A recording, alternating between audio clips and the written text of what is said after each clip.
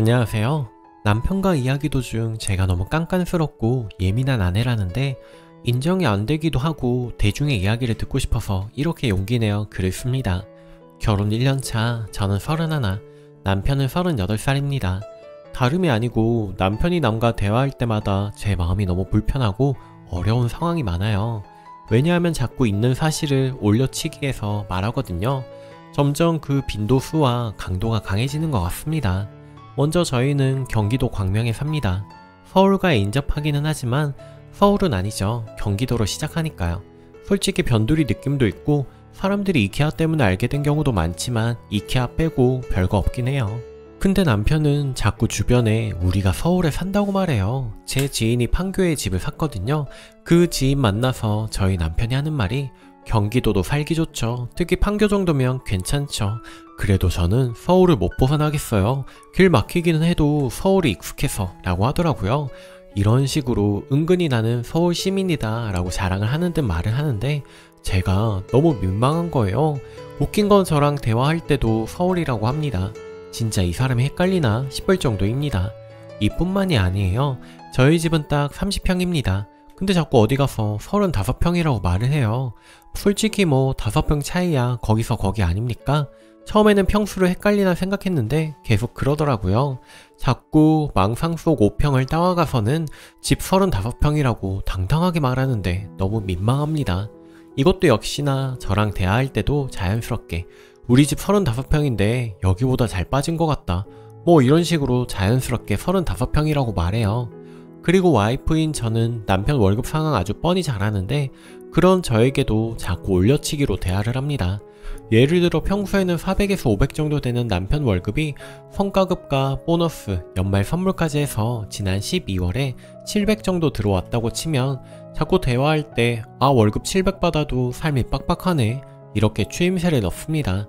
제가 오빠 월급이 무슨 700이야 이렇게 말하면 뻔뻔하게 거의 700이지 막 이러는데 기가 찹니다. 이렇다 보니 결혼하고 나서 남편에 대해 알아가면 알아갈수록 약간씩 깨네요. 연애할 때 말했던 사소한 거의 모든 내용이 올려치기 되었다는 사실을 아니까 짜증도 나고요. 언젠가 대화 중에 일본을 다녀온 적이 있다길래 그런 줄 알았는데 알고 보니까 다른 나라 갈 때 일본에서 비행기를 환승해서 한 3시간 정도 공항에 있어 본 곳이 다더라고요. 또 한 번은 자기 아이폰이 최신형이라서 화질이 좋다 뭐 이런 대화를 흘러가며 했는데 제가 기계를 자세히 안 봐서 그런가 보다 했거든요. 근데 자세히 보니 2세대 정도 옛날 아이폰이었더군요. 뭐 이런 사소한 거지만 이게 쌓이다 보니 너무 짜증이 납니다. 아이폰 구린 걸 써서 화나는 게 아니고 생활 속 저런 사소한 대화까지 자신을 올려치게 하고 싶어서 미쳐버린 사람 같아서요. 그런 남편이랑 24시간 같이 사는 제 정신도 이상해졌네요.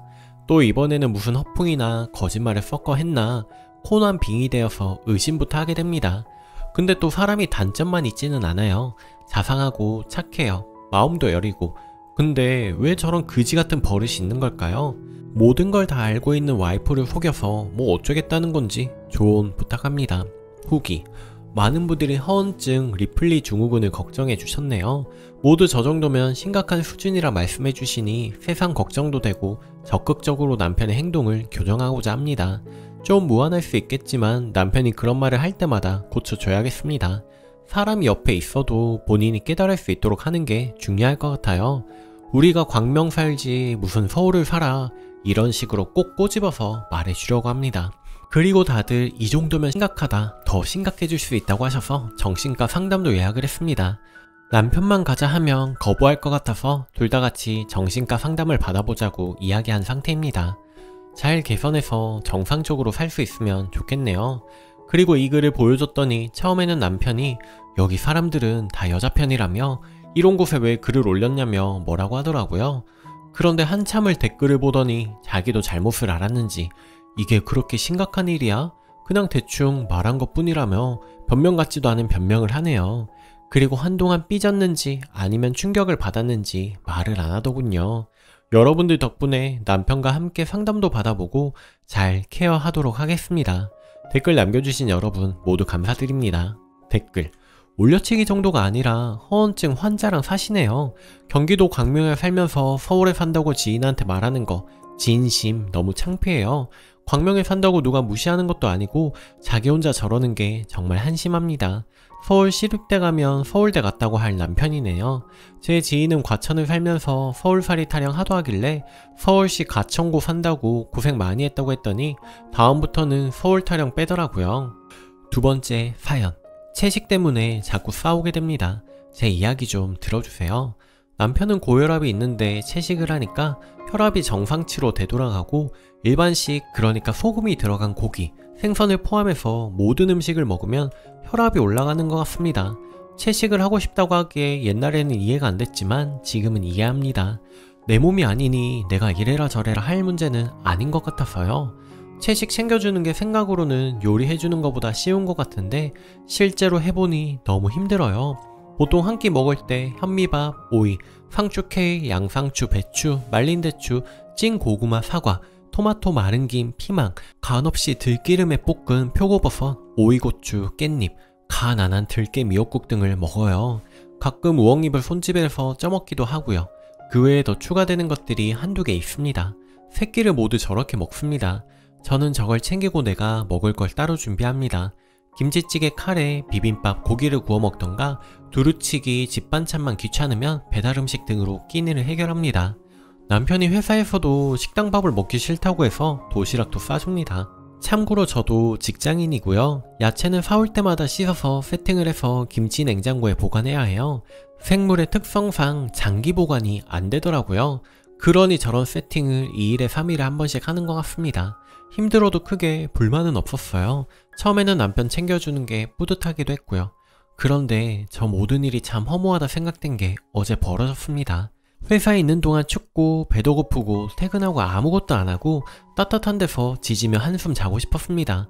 처음에 카톡으로 남편이 퇴근하고 한숨 자라고 말했는데 막상 퇴근하고 보니 채소들이 모두 똑 떨어지고 없어서 장 보러 가야 하는 상황이 되더라고요.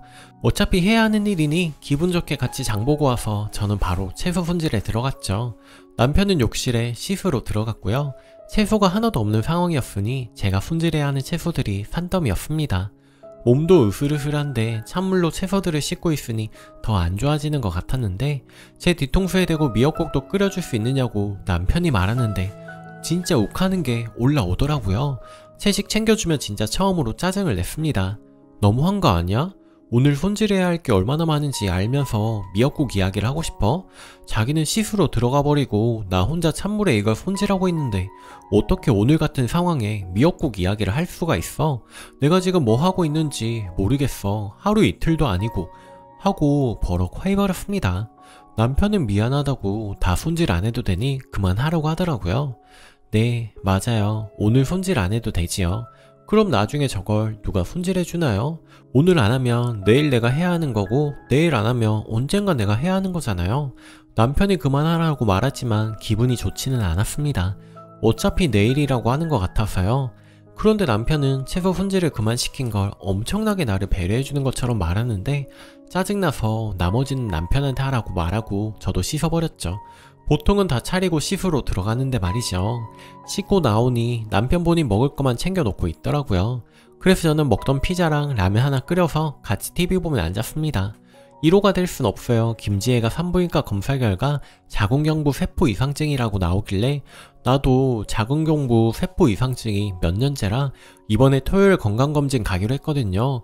그래서 검사받고 안 좋으면 수술해서 한시름 덜어야겠다 라고 했습니다. 그러니 남편이 그런 병을 처음 들어본다고 하더라고요. 매번 말해도 잊어버리나 봐요. 아무튼 결국은 자궁암이 될까 무서운 거 아니냐길래 맞다 그랬더니 그럼 채식을 하래요. 제가 출산 후 요실금이 생겼는데 그때도 요실금 문제로 대하도중 채식으로 요실금 치료가 가능하고 해서 한바탕 했는데 자궁경부 세포 이상증을 채식으로 치료하라니 열이 뻗치더라고요. 저는 채식 정말 너무너무 싫습니다. 난 그렇게 못 먹는다고 10번도 넘게 이야기를 했고요. 채식 이야기 하지 말자고 그걸로 싸움하고 나서 싫다고 말했고 남편도 채식 이야기 안 한다고 해놓고 또 암덩어리 단백질은 좋아하고 단백질은 고기니까 고기는 해롭다. 채식을 하면 암에도 안 걸릴 수 있다고 이야기를 시작하는데 진짜 너무너무 화가 나는 겁니다. 대화체로 쓸게요. 정말 나를 위한다면 고기 먹지 말고 채소 먹으라고 말할 게 아니라 병원에 같이 가서 검사 받을 때 옆에 있어주고 수술해야 할 것 같으면 모든 게 다 좋아질 거라고 나를 격려해주는 게 진짜 나를 위해주는 거야. 의술이 이렇게 좋은데 치료 후에 채식이든 뭐든 해야지. 지금 치료도 하기 전에 무슨 채식으로 병을 다스린단 말이야. 왜 화를 내? 나는 화낼 줄 몰라서 화 안 내는 줄 알아? 앞으로 채식 이야기 안 한다. 그런데 채식이 무슨 근교도 아니고 왜 내가 하고 싶은 말도 못하게 하는 거야? 내가 왜 말을 못해야 하는 거야? 나는 듣기 싫다고 말했고 하지 말라고도 말했고 자기가 채식하는 거 아무 터치 안 하잖아. 내가 뭘 먹든 태클 걸지 말랬는데 왜 또 채식 이야기로 사람 속을 뒤집어? 각자 먹을 건 각자 알아서 하자. 이렇게 비난할 것 같으면 앞으로 자기 먹을 건 자기가 차려. 어쩐지 요즘 채소 준비하는 거 슬슬 지쳐하는 것 같더라니. 알았다. 내 건 내가 챙길 테니 걱정하지 마라. 다 건강을 위해 하는 말인데 왜 화만 내는지 모르겠어. 이렇게 싸우고 저는 이불을 뒤집어 쓰고 자다가 남편은 월차라 자고 있고 저는 출근을 했습니다. 남편을 위해서 채식 차려주면서 남편 위하는 마음을 저는 행동으로 보여줬는데 남편은 입으로만 나를 위한다고 말하는 게 너무 섭섭하고 지금까지 채식 준비해줬더니 이제 귀찮아져서 안 챙기고 싶어 싸우는 것처럼 말하는 게 출근해서 책상에 앉아있으니 지금까지 한 게 너무 허무하네요. 지금 심정은 화가 난다는 게 아니라 진짜 너무 허무해요. 화해를 한다고 해도 이 허무함이 없어질 것 같지는 않습니다. 후기. 제 글에 댓글이 있어서 깜짝 놀랐어요. 신기하기도 하지만 두렵기도 합니다. 지금까지 내 생각이 옳다고 해온 것들이 틀렸다는 걸 직면해야 하는 일 같아서요. 댓글을 다 읽어봤습니다. 남편도 잘못이지만 저도 엄청나게 착각을 하고 산 것 같습니다. 솔직히 댓글을 읽고 조금 멍한 상태입니다. 후기랄 것도 없지만 어제 퇴근쯤에 쓰자면 집에 들어가기도 싫고 친구랑 갑자기 약속을 잡으려니 미안하고 하던 상황에 남편이 회사로 찾아왔더라고요. 잠깐 이야기를 했는데 남편 첫말이 왜 그렇게 화를 쉽게 내느냐였습니다. 대화체로 쓸게요. 채식 이야기하면 화낼 거라고 예상은 했지만 자기는 진짜 너무 쉽게 화를 내는 것 같아. 내가 화를 낼 거 예상했으면서 왜 싫어하는 말을 해서 싸움을 시작해? 자기는 어떻게 예상을 벗어나지를 않아? 예상을 벗어나지 않으니 얼마나 좋아. 내 행동 반경이 자기의 예상 안에 있으니 어떤 말을 하면 화내고 어떤 말을 하면 화내지 않는다는 걸 쉽게 알 수 있으니 화날 만한 건 안 하면 되잖아. 그런데 채식이 그렇게 듣기 싫어? 무조건 듣기 싫은 게 아니라 맹신하는 게 듣기 싫은 거야. 종교에 비교한다고 치면 예수와 부처가 있다는 걸 부정하거나 배척하는 게 아니라 그냥 저런 종교도 있고 사람들이 많이 믿고 있구나 정도로만 알고 싶지 누군가 나를 붙잡고 예수님의 전지전능한 능력과 부처님이 얼마나 위대한 인물인지에 대해 연설하는 걸 듣고 싶지 않은 거와 같아. 나는 채식이 무조건 안 좋다가 아니라 채식이 좋기는 하지만 나는 하기 싫다인데 자기는 채식이 불로 장생하는 음식인 양 찬양을 하고 고기를 먹는 나는 제약이며 채식이 오로지 구원인 듯 말하는 게 너무 듣기 싫은 거야. 알았다. 진짜 앞으로 채식에 관한 이야기는 안 한다. 자기 몸이 어떻게 되든 신경을 안 쓴다. 또 봐라. 말을 그렇게밖에 못해? 내가 병이 나는 게 오로지 채식을 안 해서라는 듯이 말하잖아. 나는 그렇게 말하는 게 싫은 거다. 알았다. 그래서 저녁은 어떻게 하라고? 각자 챙겨 먹자며. 알았다. 간다. 헤어지고 퇴근을 해서 집에 갔더니 혼자 미역국을 끓여서 채소 접시에 담아 식탁에 올려놨더라고요. 그래서 저도 아무 말 안 하고 계란 후라이랑 스팸이랑 구워서 조미김이랑 식탁으로 가져가서 둘이 뻘쭘하게 저녁을 먹었습니다. 아침에 도시락은 어떻게 하나 일부러 안 일어나고 있어봤습니다. 부스럭부스럭거리며 밥통을 열었다 닫았다 하고 아침도 챙겨 먹으면서 도시락도 싸가는 것 같았습니다. 차라리 잘 됐죠. 저도 편하고 같이 돈 버는 처지에 혼자 차려서 먹게 해야죠. 앞으로 싸우지 않고 스스로 챙겨 먹게 할 수 있는 방법이 어떤 게 있는지 생각이 많습니다. 많은 조언 감사드리고요. 제가 남편 버릇을 잘못 들인 것도 맞는 것 같아요. 모든 집안 살림이 내가 정한 위치에 내가 원하는 각도를 유지해야 한다는 강박 때문에 채소도 내가 손질하기 시작을 했습니다. 남편이 부엌을 초토화하는 게 싫었거든요. 냉장고 안도 내가 정해놓은 규칙에 정리된 걸 좋아하다 보니 이런 사태가 생긴 것 같네요.